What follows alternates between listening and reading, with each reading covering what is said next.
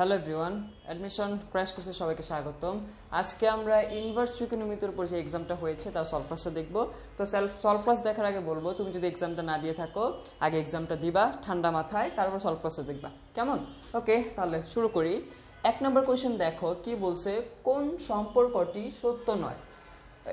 দেখেই বুঝতেছে অ্যান্সার কোনটা হবে। অ্যান্সার হবে ক নাম্বারটা, এই যে sign inverse x is equals two কি দেওয়া আছে, সাইন এক্স হোল ইনভার্স। এটা কিন্তু সত্য নয়।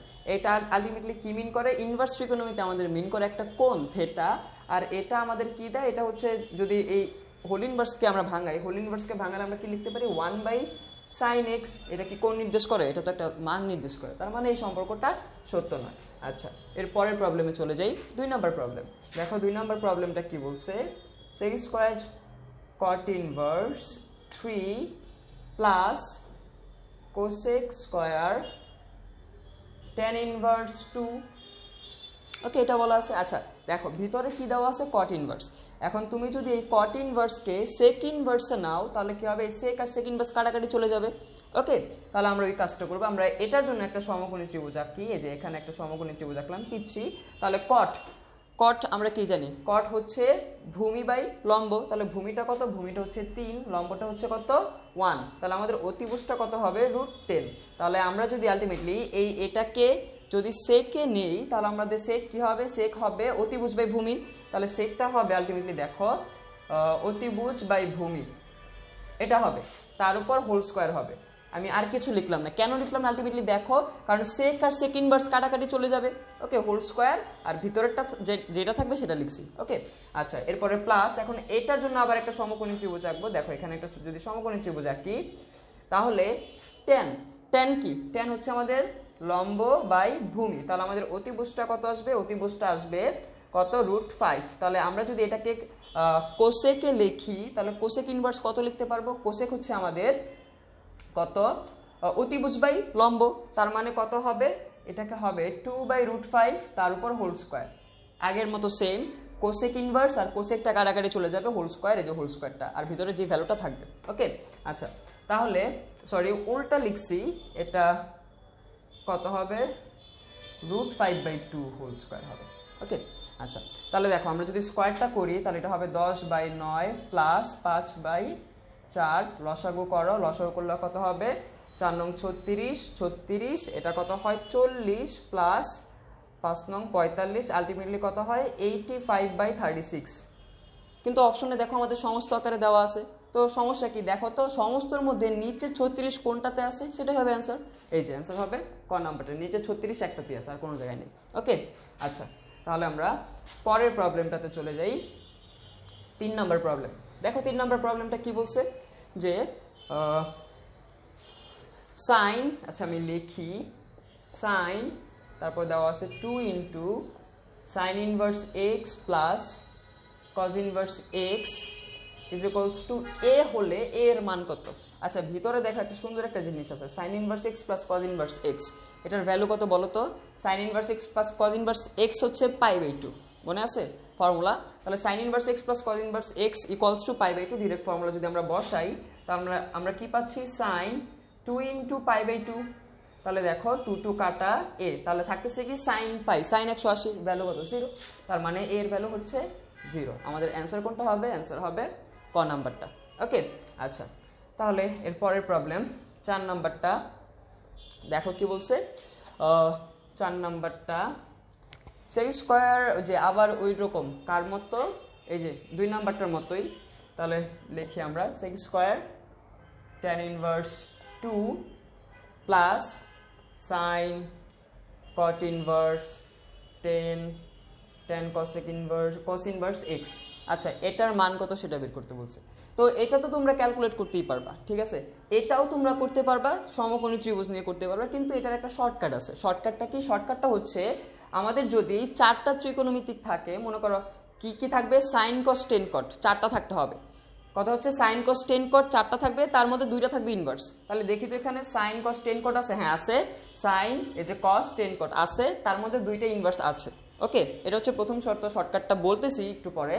তাহলে ফার্স্টে আমাদের চেক করতে হবে সাইন কস টেন কট আছে কিনা, আছে, তার মধ্যে দুইটা ইনভার্স থাকতে হবে, সেটাও আছে। এরপরে মাঝখানটাতে চেক করবা, মাঝখানে যদি সাইন কস অথবা টেন কট থাকে তাহলে আমাদের অ্যান্সার হবে শেষে যেটা আছে সেটাই।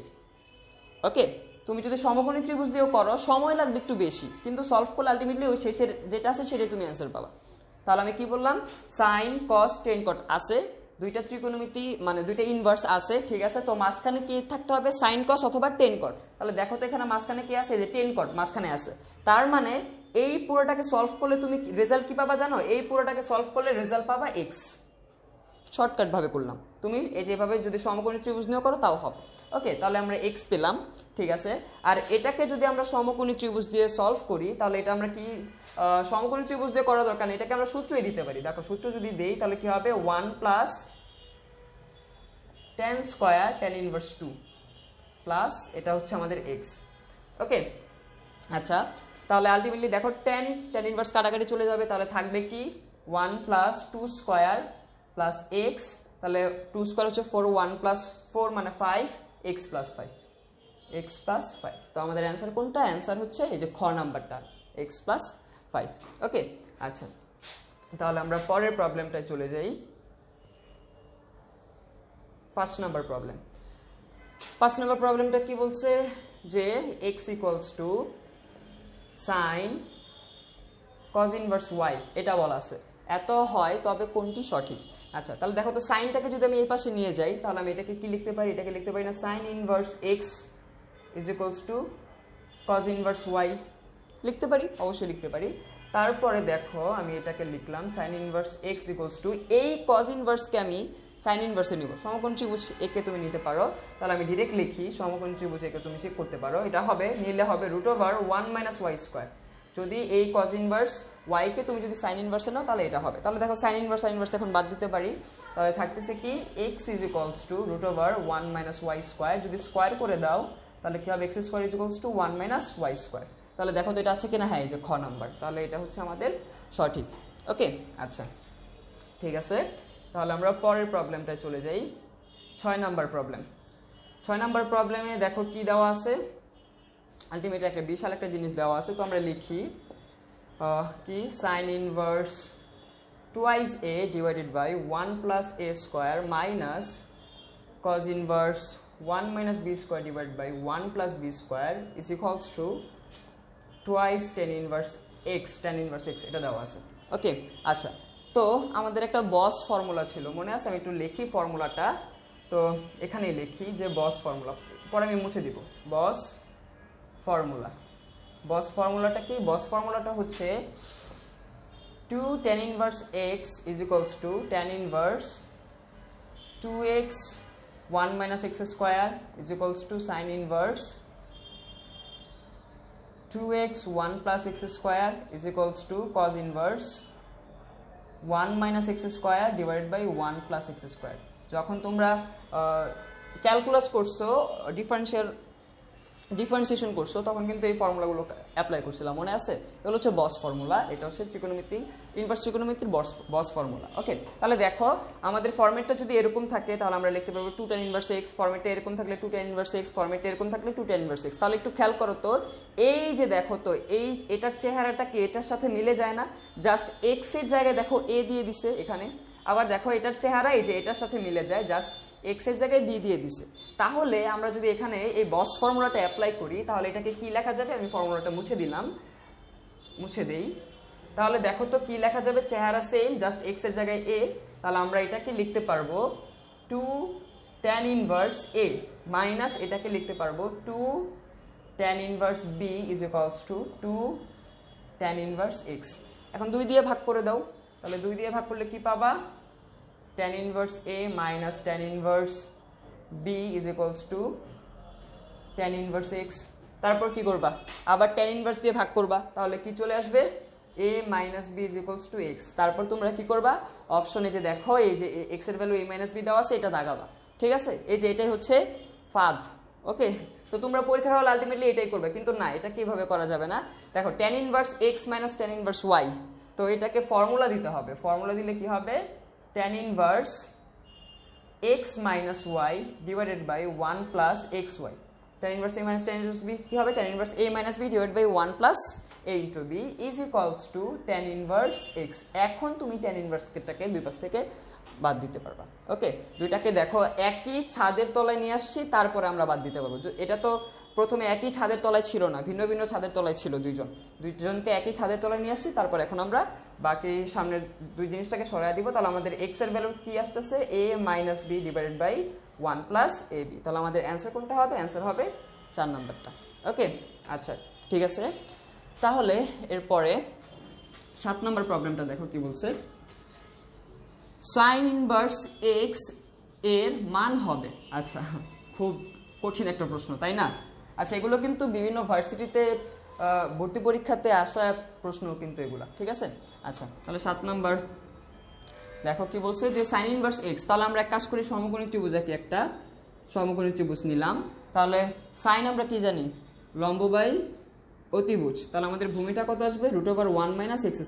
এখন এখান থেকে তাহলে আমরা সব দেখো cot আছে cot ইনভার্স আছে তাহলে এখান থেকে আমরা cot ইনভার্স কি লিখতে পারি দেখো তো cot আমরা কি জানি tan এর উল্টা তাহলে tan টা কি হয় লম্ব বাই ভূমি তাহলে ভূমি বাই লম্ব হবে তার মানে √1 - x² ডিভাইড বাই x তাহলে আমাদের অ্যানসার কোনটা হবে অ্যানসার হবে যে ক নাম্বারটা ওকে আচ্ছা ঠিক আছে তাহলে আমরা পরের প্রবলেমটা দেখি 8 নাম্বারটা 8 নাম্বার প্রবলেমটা হচ্ছে তোমাদের বইয়ের বলতে বোর্ডে হাজার হাজার লক্ষ লক্ষ কোটি কোটি বার আসছে তো এটার অ্যানসারটা মুখস্থ রাখবা অ্যানসারটা হবে এই যে এটা তাও আমি একটু করে দেখাই দেখো একেবারে ইজি একটা জিনিস কি দেওয়া আছে sin cos inverse tan sec inverse x by y তাহলে ফার্স্টে দেখো যে শেষের থেকে কাজ শুরু করতে হবে sec inverse আছে ওকে তাহলে এটার জন্য যদি আমরা এই sec inverse কে যদি আমরা tan এ নেই tan inverse নিতে পারি তাহলে দেখো তো tan আর tan inverse কাটাকাটি চলে যাবে ভ্যানিশ হয়ে যাবে তাহলে আমরা এখন এটার জন্য একটা সমকোণী ত্রিভুজ আঁকবো তাহলে সমকোণী ত্রিভুজ আঁকি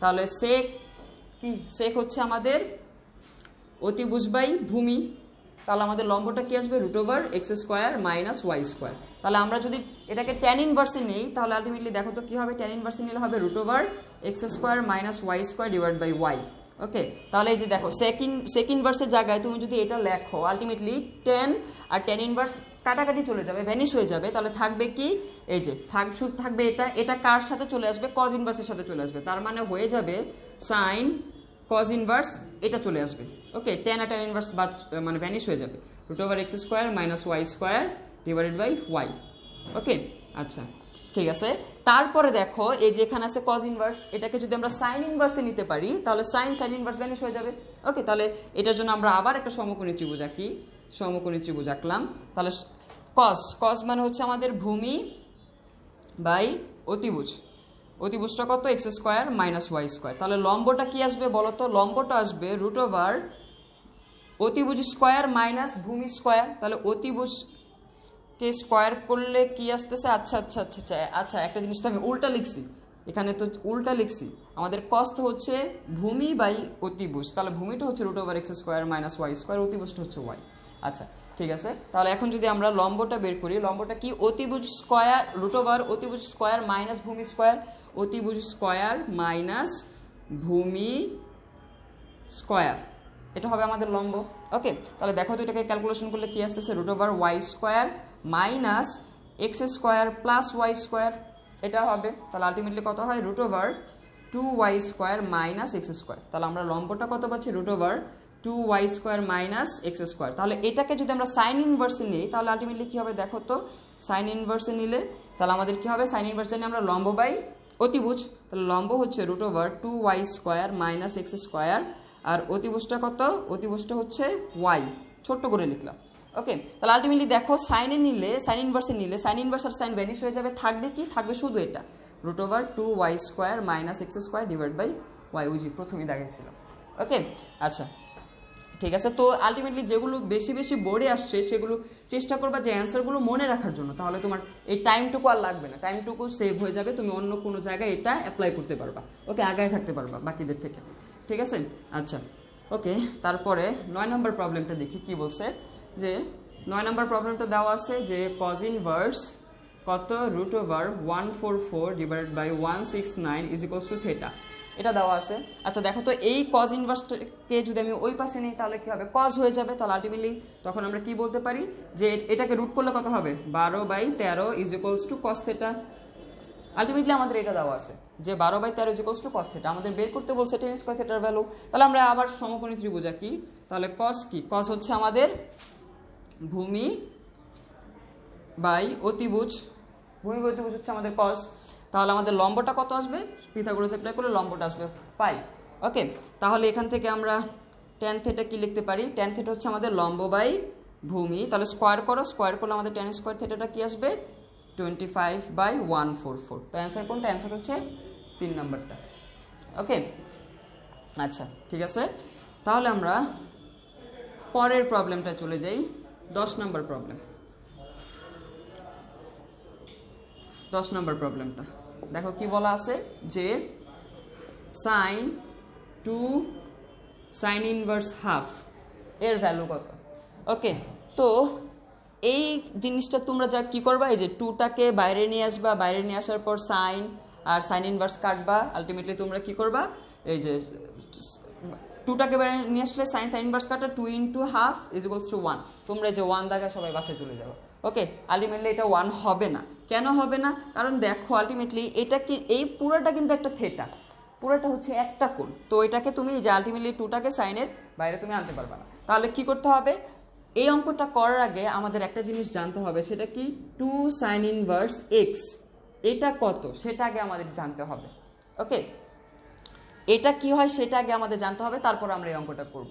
ওকে, তো এটা আমরা একটু আগে জানি যে এই জিনিসটা কি হয়, ঠিক আছে। আচ্ছা দেখো তো আমরা সবাই একটা ফর্মুলা জানি, সেটা হচ্ছে সাইন 2 থেটা। সাইন 2 থেটার ফর্মুলা আমরা কি জানি, 2 × সাইন থেটা কস থেটা, এটা আমরা সবাই জানি। ওকে আচ্ছা, তাহলে এখান থেকে দেখো তো 2 থেটা কি লিখতে পারতেছি, 2 থেটা লেখা যায় না, sine inverse 2 × sine theta cos theta, এটা লেখা যায় না। ওকে আচ্ছা, তো এখানে আমি একটা জিনিস ধরি, মনে করো সাইন থেটাকে ধরলাম আমি এক্স, তাহলে এখান থেকে আমাদের থেটাটা কি আসতেছে, সাইন ইনভার্স এক্স এটা আসতেছে। ওকে, তাহলে দেখো তুমি সাইন থেটাকে এক্স ধরছো, কিন্তু এই কস থেটাকে তুমি কি বসাবা, তাহলে এই কসকে কি আমরা সাইনে নিতে পারি না। তাহলে আমরা দেখো এই কসকে সাইনে নিলে কি হবে জানো, কসকে যদি সাইনে নিই তাহলে আমরা লিখতে পারবো √1 - সাইন স্কোয়ার থেটা, এটা লিখতে পারবো। ওকে, তাহলে এখন বসাও, তাহলে দেখো তো কি চলে আসতেছে, থেটা হচ্ছে আমাদের সাইন ইনভার্স এক্স, তার মানে 2 sign inverse x is equals to sine inverse, যদি এখানে ভ্যালুগুলো বসাও তাহলে 2x √1 - x²।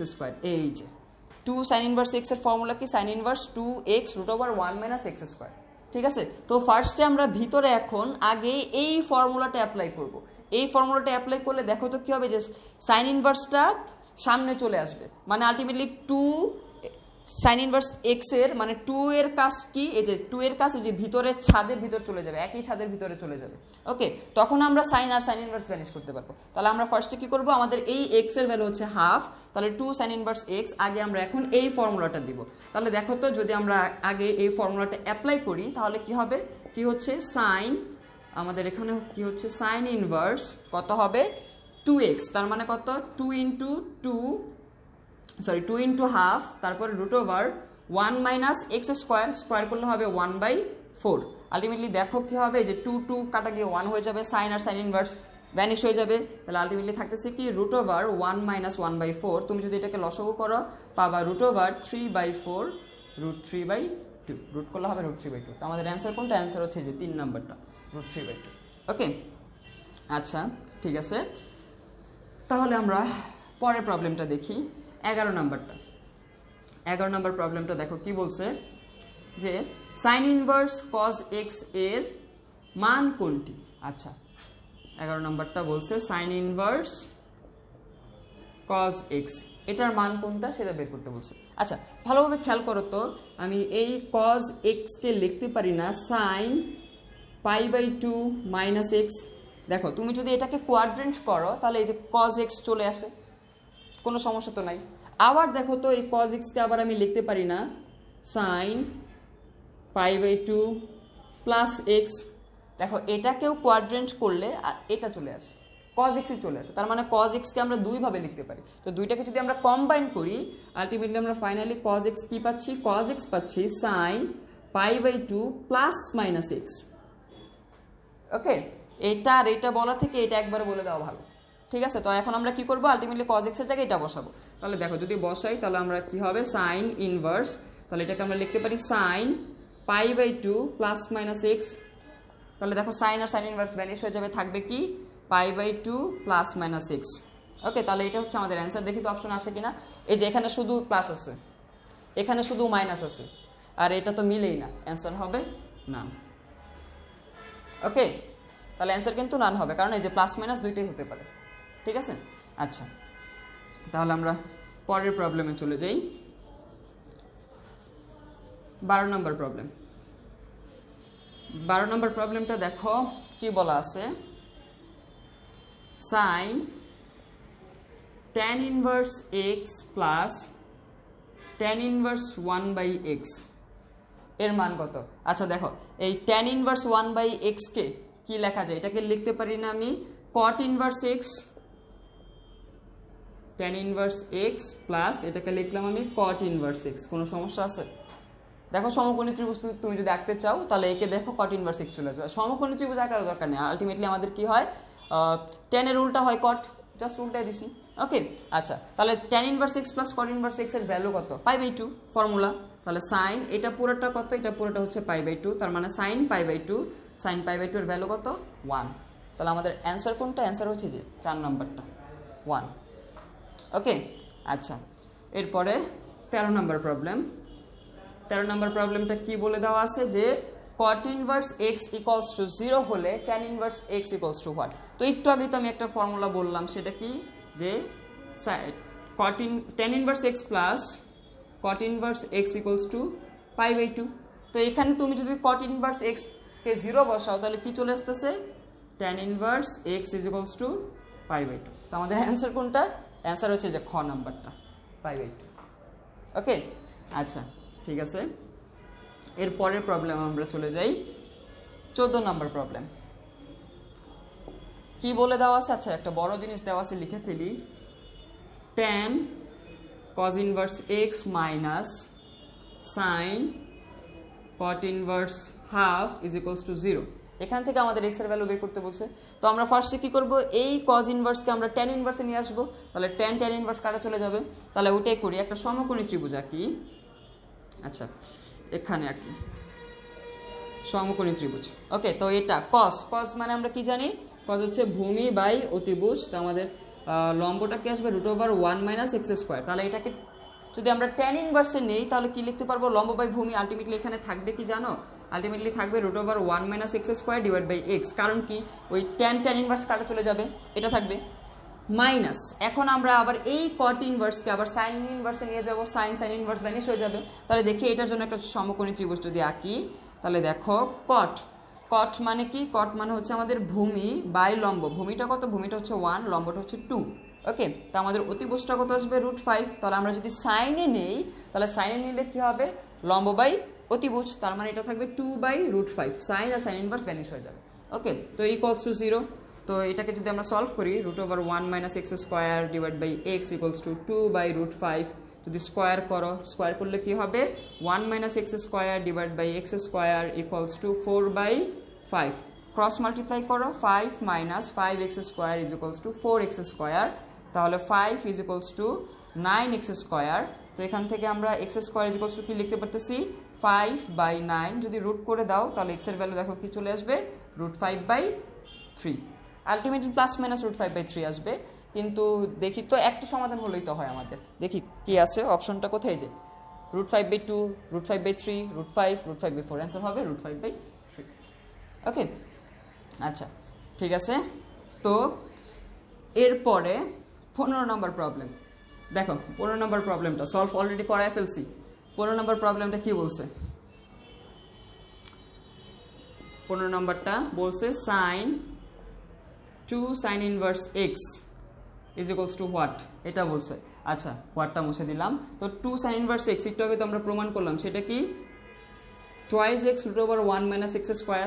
শুধু এটা, সামনে একটা সাইন ইনভার্স আছে না, sine inverse twice x root over 1 minus x square. Ultimately দেখো সাইন সাইন ইনভার্স কাটা চলে যাবে, থাকবে কি twice x root over 1 minus x square. তো আমাদের অ্যান্সার কোনটা? অ্যান্সার হচ্ছে 4 নাম্বারটা। ওকে, তো এই ছিল আজকে আমাদের ইনভার্স ট্রিকোনোমিতি আর উপর সলভ ক্লাস। তো আজকে এই পর্যন্তই, টাটা।